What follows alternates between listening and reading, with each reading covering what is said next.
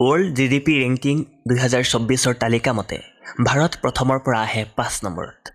অৰ্থাৎ ভাৰতৰ অৰ্থনীতি পৃথিৱীৰ ভিতৰতেই পঞ্চবৃহৎ অৰ্থনীতি। যদি ইংলিছত কওঁ world's 5th largest economy. US, China, Japan আৰু জাৰ্মানীৰ পিছতে আহে ভাৰতৰ নাম। ৱৰ্ল্ড বেংকৰ এটা প্ৰতিবেদন মতে একমাত্ৰ ভাৰতে এনেকুৱা এখন দেশ যাৰ অৰ্থনীতি তীব্ৰ গতিৰে আগবাঢ়িব ধৰিছে, অৰ্থাৎ ফাষ্টেষ্ট গ্ৰয়িং মেজৰ ইকনমি। আৰু একেদৰেই SMPৰ এটা প্ৰতিবেদনে দাবী কৰিছিল যে অহা 3 বছৰৰ ভিতৰত ভাৰতৰ অৰ্থনীতি সকলোতকৈ দ্ৰুতভাৱে বৃদ্ধি পাব।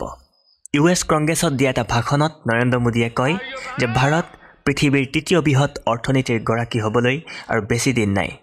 IMFে প্ৰকাশ কৰা এখন তালিকা মতে যদি ভাৰতৰ অৰ্থনৈতিক উন্নয়নৰ হাৰ একে থাকে তেন্তে জাপান আৰু জাৰ্মানীক পিছ পেলাই ভাৰত 2027 চনৰ ভিতৰত হ'ব পৃথিৱীৰ তৃতীয় বৃহৎ অৰ্থনীতি। যদি এইখিনি তথ্য শুনি আপুনি ভাবিছে তেন্তে আপুনি বহুত ভুল ধাৰণা লৈ আছে। ভাৰতৰ অৰ্থনৈতিক পৰিসৰ ইমান বৃদ্ধি হোৱাৰ স্বত্তেও ভাৰতৰ অৰ্থনীতিত আছে এটা মহাকেৰণ। বিকশিত ভাৰতৰ সপোন দেখা আপোনাৰ থিয়ৈ যোৱা টোপনিত চেঁচা পানী ঢালি আজি আপোনাৰ আগত দাঙি ধৰিম ভাৰতীয় অৰ্থনীতিৰ এটা ক'লা অধ্যায়। কাহিনীৰ মাজলৈ আগবঢ়াৰ আগতে আপোনাক কাহিনীৰ নায়ক আৰু খলনায়কৰ লগত চিনাকি কৰি দিব বিচাৰিছোঁ, অৰ্থাৎ হিৰো আৰু ভিলেইন। আমাৰ কাহিনীৰ হিৰো যাৰ নাম GDP, গ্ৰছ ডমেষ্টিক প্ৰডাক্ট, আৰু কাহিনীৰ ভিলেইন হ'ল পাৰ কেপিটা GDP। GDP মানে এবছৰত এখন দেশত উৎপাদন কৰা সকলো দ্ৰব্য আৰু সেৱা, মানে গুডছ আৰু ছাৰ্ভিচৰ মূল্য।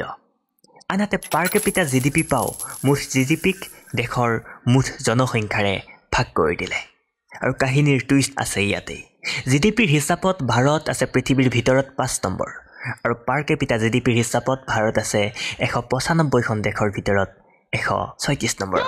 এইখিনিতে নতুন ধাৰণা এটাই এণ্ট্ৰি মাৰে, ইনইকুৱেলিটি অফ ইণ্ডিয়ান ইকনমি, অসমীয়াত ভাৰতৰ অৰ্থনীতিৰ অসমতা। একেবাৰে যদি সাধাৰণ ভাষাত কওঁ দেশৰ সম্পত্তিবোৰ দেশৰ প্ৰতিজন জনসাধাৰণৰ ভাগত সমানে নাই। এইখন ভাৰত যদি কাৰোবাৰ আদৰৰ মাক, আন বহুতৰ কাৰণে কিন্তু নিষ্ঠুৰ মাহীমাক। এইখন ভাৰততেই ক'ৰবাত আছে পুঁজিপতিৰ অট্টালিকা, আনহাতে এইখন ভাৰততে আছে পৃথিৱীৰ সৰ্ববৃহৎ স্লাম এৰিয়া ধাৰাবী। এইখন দেশতেই কোনোবাই এখন বিয়াৰ নামত 5,000 কোটি টকা খৰচ কৰে, আনহাতে কোনোবাই 5 টকা দামৰ ৰুটি এখনৰ বাবে হাহাকাৰ কৰে।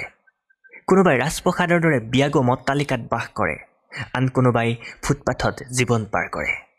সঁচাই বৈচিত্ৰ্যময় ভাৰত, কিন্তু ডাঙৰ কথা হ'ল এয়া ভাৰতীয় অৰ্থব্যৱস্থাৰ চৰম অসমতা।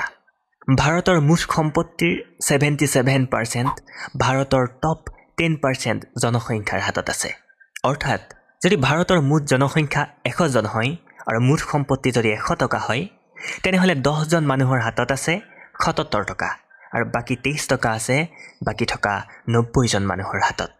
সেই কেৱল মাত্ৰ 10% মানুহৰ দেশৰ উৎকৃষ্ট সেৱাবোৰ উপভোগ কৰাৰ ক্ষমতা আছে, শিক্ষা, স্বাস্থ্য ইত্যাদি ইত্যাদি। আনহাতে বাকী থকা 90% মানুহ ন্যূনতম সা সুবিধাৰ পৰাও বঞ্চিত হয়।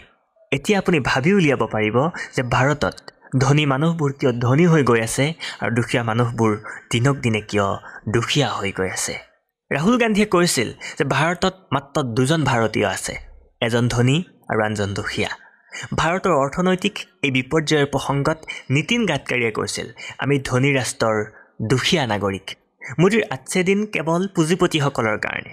দেশৰ সাধাৰণ জনতাই মৌলিক প্ৰয়োজনীয়তাৰ বাবে হাহাকাৰ কৰি আছিল আৰু আজিও আছে। কিন্তু ভাৰতৰ এই অৱস্থা কিয় হৈছে? আহক আৰু অলপ ভিতৰলৈ সোমাই গৈ চাওঁ। 141 কোটি জনসংখ্যাৰে ভাৰত জনসংখ্যাৰ ক্ষেত্ৰত পৃথিৱীৰ ভিতৰতে প্ৰথম স্থানত আহে। জনসংখ্যা ভাৰতৰ বাবে আশীৰ্বাদ স্বৰূপ হ'লহেঁতেন, কাৰণ টোটেল পপুলেশ্যনৰ 65% পপুলেশ্যন যুৱক যুৱতী, অৰ্থাৎ ইয়থ। কিন্তু সেই জনসংখ্যা আনএমপ্লয়ডৰ ৰূপ লৈ এতিয়া ভাৰতৰ বাবে অভিশাপ হৈ উঠিছে। ইয়াৰ মূলতে দায়ী কিন্তু education system, lake of skill ইত্যাদি ইত্যাদি। বৈষম্যতাও ভাৰতীয় অৰ্থনীতিৰ দুৰাৱস্থাৰ বাবে কিছু পৰিমাণে হ'লেও দায়ী। ভাৰতৰ প্ৰতি 100 জন মানুহৰ ভিতৰত মাত্ৰ 23 গৰাকী মহিলাই কাম কৰে। ঘৰৰ কাম নহয়, এনেকুৱা কাম যিয়ে ইনকাম জেনেৰেট কৰিব পাৰে। ভাৰত কৃষি প্ৰধান দেশ, গতিকে সৰহ সংখ্যক নাগৰিক কৃষক। অৰ্থনৈতিক অসমতাৰ এইটো এটা কাৰণ এখন ডেভেলপিং কাউণ্ট্ৰিৰ কাৰণে দেশৰ অৰ্থনীতি কৃষিৰ ওপৰত অত্যাধিক নিৰ্ভৰতা বহুত ভাল লক্ষণ নহয় কাৰণ বিচাৰিলে হেজাৰ ওলাব কিন্তু আচল কথা হ'ল এই অৰ্থনৈতিক অসমতা নামৰ বেমাৰৰ পৰা মুক্তিৰ ৰাস্তা বিচৰা নহ'লে কিছু বছৰৰ ভিতৰতেই দেশৰ সম্পত্তি মাত্ৰ কিছু সংখ্যক মানুহৰ হাতত থাকিবগৈ আৰু সেইসকল পুঁজিপতিয়ে দেশ চলাব আপুনি মই আৰু বহুতো মুদিৰ আচ্ছাদিনৰ আশাত হাতত বাতি লৈ দিন পাৰ কৰিব লাগিব ফুটপাথত ভিডিঅ'টো আপুনি কেনে পালে কমেণ্ট কৰি জনাওক লগতে লাইক শ্বেয়াৰ আৰু চেনেলটো ছাবস্ক্ৰাইব কৰি দিয়ক ধন্যবাদ